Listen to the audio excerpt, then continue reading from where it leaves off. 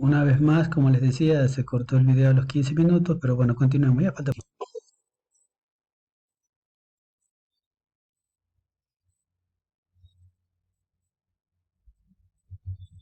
Aquí tenemos la nube de Magallanes, una nube de sistemas solares, impresionantemente grande. Nuestra Vía Láctea,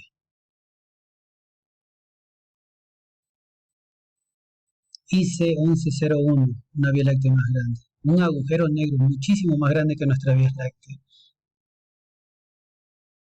y el universo.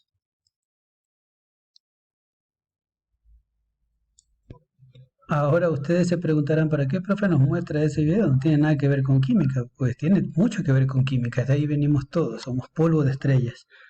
En las estrellas se formaron muchos de los elementos pesados, se formaban los soles con el helio, el hidrógeno, etcétera, etcétera. Viene mucho, pero lo más importante de ese videito, que espero que les haya gustado, es para que ustedes vean la inmensidad del universo y lo pequeños que somos nosotros, lo pequeño que puede llegar a ser una parte de la materia. Entonces, como hemos bajado de niveles, como les decía, bueno, ahora vamos a hablar un poco de los átomos. ¿Qué son los átomos? Básicamente los átomos son la unidad más pequeña en la que se puede dividir la materia sin liberar partículas cargadas eléctricamente. También es la unidad de la materia más pequeña que tiene las propiedades características de un elemento químico. Por ejemplo, un montón de átomos forman el oro, por ejemplo. Como tal, el átomo es el compuesto básico de la química. La materia está compuesta por los elementos, los cuales son las representaciones de los átomos. Pero ¿de qué están hechos los átomos? Era la pregunta. Pues como les comentaba hace un rato, están hechos de partículas subatómicas o partículas muy, muy pequeñitas, que son más de 100, por cierto. Muchas de ellas son conocidas, pero en su gran mayoría se desconocen. Y para poder detectar estas partículas se utilizan instrumentos extremadamente sofisticados, como por ejemplo el colisionador de hadrones que está en Europa, en Suiza. Y como también les estaba comentando, ¿de qué están hechos los átomos? Bueno, hipotéticamente, estas partículas subatómicas probablemente están compuestas de las cuerdas, que son un elemento más pequeño. Y eso es una solamente hipotéticamente, pero probablemente incluso hay algo todavía más pequeño. Entonces los átomos se pueden representar como una nube electrónica, como ustedes ven aquí en esta representación. Entonces lo que ustedes ven aquí podemos ver la nube de electrones, ¿no? Entonces, bueno, ¿qué es lo que tiene una son los que contienen estos electrones, son los que contienen las partículas subatómicas. Entonces vamos leyendo un poco lo que dice que son los átomos, son las partículas básicas que componen todos los elementos, como les decía. Tener átomos diferentes les da a los elementos sus propiedades únicas. Un ejemplo sencillo de esto es la sal, por ejemplo, ¿no? La sal es cloro y es sodio. Son dos compuestos que tienen sus características, pero juntos forman un compuesto que es la sal común. Entonces también necesitamos también poder entender esta parte para que sepan cómo luego vamos a ir viendo cómo funciona esto de los átomos. Los átomos tienen un núcleo compuesto de protones cargados positivamente y neutrones cargados neutramente, obviamente, pues se llaman neutrones, y están rodeados por una nube de electrones cargados negativamente. Son estos de aquí que vemos aquí, en esta parte de aquí.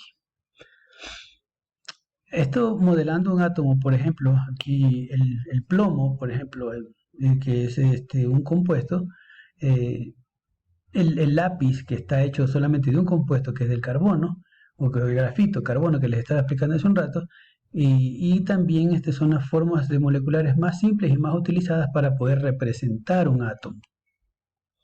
Bien, ahora esta parte de las bandas químicas es un tema bastante complejo.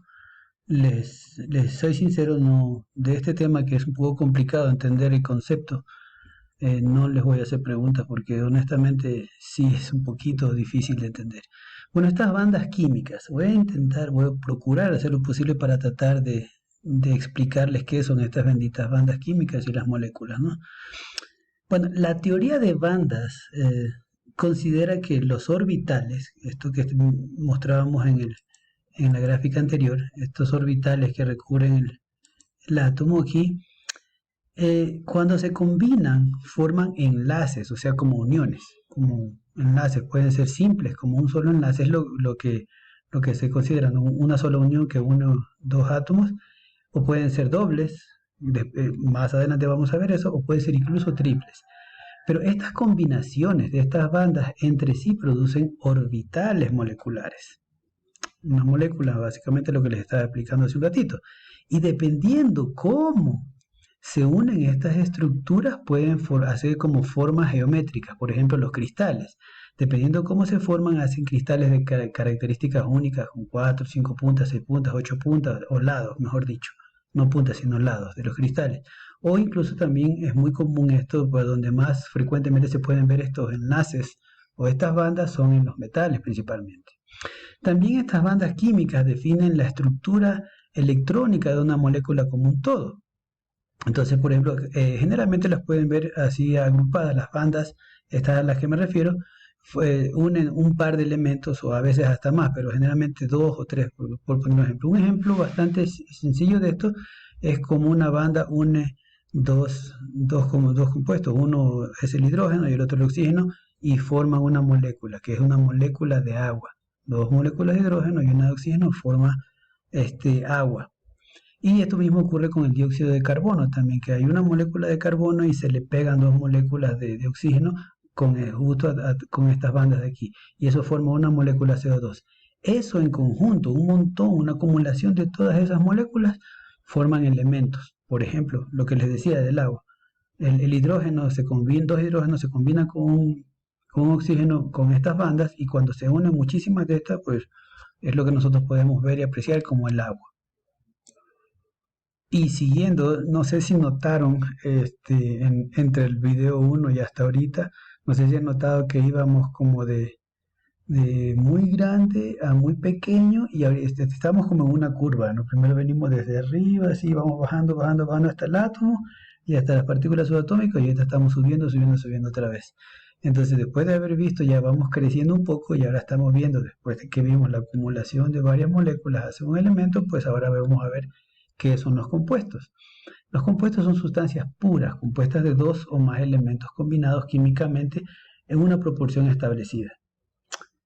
Volvamos al ejemplo más simple que es el agua. Entonces tenemos dos elementos, uno es el hidrógeno y el otro es el oxígeno. ¿Por qué se pueden combinar? Bueno, el hidrógeno tiene solo valencia 1 y el oxígeno tiene valencia 2. Como tiene dos enlaces para conectarse, entonces por eso puede recibir dos hidrógenos y hace una molécula que es la molécula del agua. Los compuestos pueden estar representados por una fórmula química que muestra los elementos del compuesto en una proporción de los átomos. Como les decía, H2O. La proporción es 2 de hidrógeno, 1 de oxígeno. Cuando los elementos se combinan para formar compuestos, tienen propiedades únicas de las de los elementos combinados. O sea, el oxígeno como tal tiene sus características o sus propiedades y el hidrógeno como tal tiene sus propiedades, pero cuando se combinan tienen características únicas de esa combinación. Por ejemplo, lo que ya les decía, el hidrógeno es un gas, es muy combustible, es muy inflamable y el oxígeno también es inflamable, pero es uno de los principales partidarios de la combustibilidad. El oxígeno incluso es más inflamable que el hidrógeno. Y cuando se combinan en estas proporciones de 2 a 1, pues ya apagan el incendio. Es interesantísimo porque ambos son muy inflamables, el hidrógeno y el oxígeno, pero cuando se combinan sirven para apagar justamente el incendio. Eso es loco, pero sumamente interesante, ¿no? No sé si les parece así. Subiendo al siguiente nivel tenemos las mezclas. Pues las mezclas las mezclas están compuestas por dos o más sustancias que se combinan químicamente. Ejemplo de esto, por ejemplo, el aire. El aire está compuesto de una serie de elementos. El aire no es solamente oxígeno, el aire también tiene mucho de argón, tiene nitrógeno, tiene un poquito de hidrógeno, entonces en sus proporciones únicas que nosotros como tal hemos aprendido a convivir y a respirar el aire, por ejemplo. Una cosa que probablemente ustedes no sepan, pero si llegase a ocurrir una explosión de plantas en el planeta que consuman más el CO2 del ambiente y produzca más oxígeno, sería bastante difícil para respirar nosotros. Entonces el oxígeno en las proporciones en las que está, nuestro cuerpo está acostumbrado a respirar esto, pero si cambian las proporciones, sería muy difícil respirarlo. Entonces eso también es importante tenerlo en cuenta. Las proporciones en las que está son las adecuadas para que nosotros, los seres vivos, podamos asimilar este aire. En el pasado, por así decirlo, durante la época del Mesozoico, del Cretácico o de la explosión cámbrica, del Carbonífero sobre todo, el Carbonífero principalmente, había muchísimas plantas y el nivel de oxígeno en el aire era mucho mayor y había muchísimo más oxígeno para respirar. Y lo que pasó es que como había tanto oxígeno, las especies que vivían en esta época tuvieron que acoplarse. Y por eso por ejemplo, los insectos eran tan grandes, porque los insectos para respiran a través de unos agujeros que tienen así a lo largo del tórax que se llaman espiráculos respiratorios. Estos espiráculos son como agujeritos muy pequeñitos que tiene hacia lo largo de aquí. Entonces, como había tanto oxígeno, sus cuerpos tenían que adaptarse para hacer los espiráculos más grandes. Y al hacer sus espiráculos más grandes, sus cuerpos eran más grandes. Entonces fue así como ellos fueron creciendo de tamaño, pero a medida que hubieron montones de acontecimientos en el planeta, las concentraciones de oxígeno bajaron y los insectos se volvieron a ser más pequeños. Otro ejemplo también es el suelo, también que está compuesto de un montón de minerales y también incluso microorganismos también. Y el agua salada. Porque el agua salada que es una mezcla interesante porque no solamente hidrógeno y oxígeno, sino que además es cloro y sodio. Entonces son 4 elementos combinados que forman el agua salada. Se diferencian de los compuestos, de lo que hablábamos en la diapositiva anterior, porque no tiene que tener una mezcla proporcionada establecida. O sea, el agua, siempre voy a poner el ejemplo como el agua porque es el ejemplo más común, pero por ejemplo, el agua, ustedes le agregan sal y es agua salada, pero ustedes le pueden agregar mucha más sal y esa concentración hace que el agua siga siendo agua salada, pero en una concentración mucho mayor. Entonces, por eso es que no tienen que tener una proporción muy establecida, como en el caso muy específico de 2 de hidrógeno y 1 de oxígeno, ¿no? Y cada sustancia en la mezcla mantiene sus propiedades individuales. De hecho, se puede separar en este caso.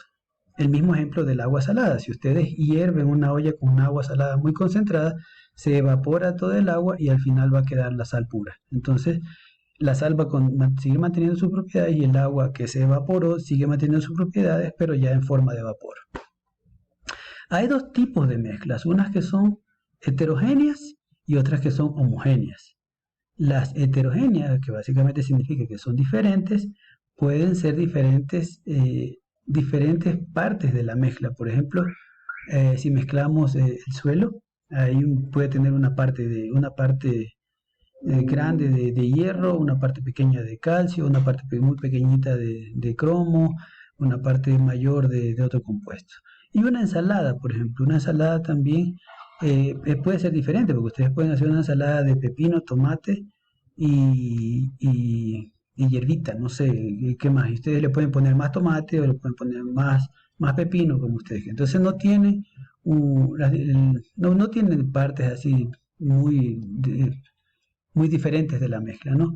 En cambio, la mezcla que es la homogénea tiende a ser mezclas de partes muy parecidas o iguales, por así decirlo.